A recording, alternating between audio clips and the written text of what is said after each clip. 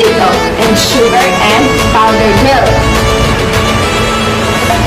So the first thing to do is boil sweet potato.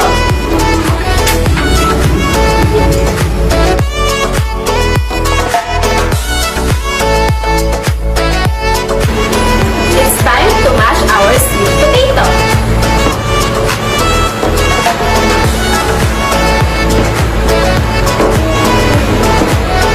So now our sweet potato is already cooked. We will put the other ingredients. First, we will put sugar. And second, we will put the powdered milk. After that, we will put the cornstarch.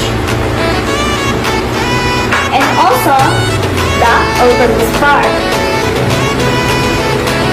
And we will mix it.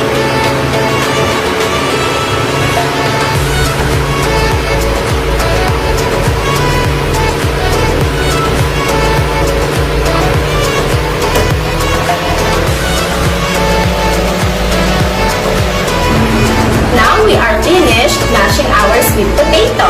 Let's cool it down. Now, our ingredients are already mixed well. We will do the coating. Get a tablespoon of this mixture and roll it and make your shape like a donut. And dip it into the egg and into the breadcrumbs.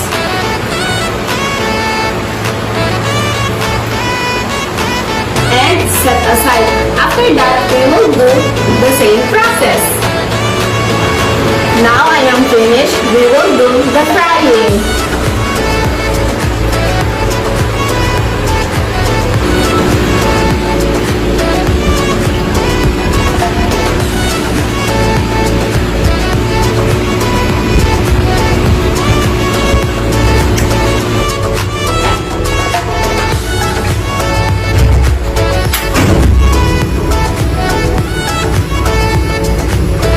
Now let's start frying.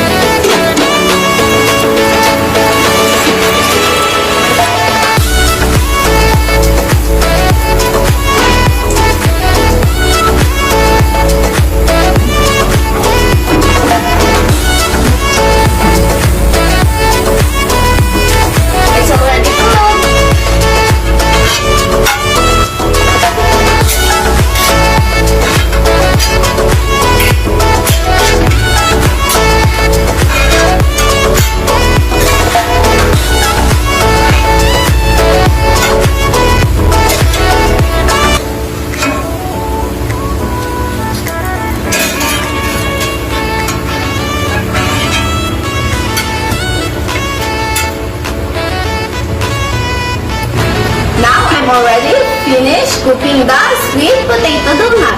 Let's yum yum yum! It's tasting good!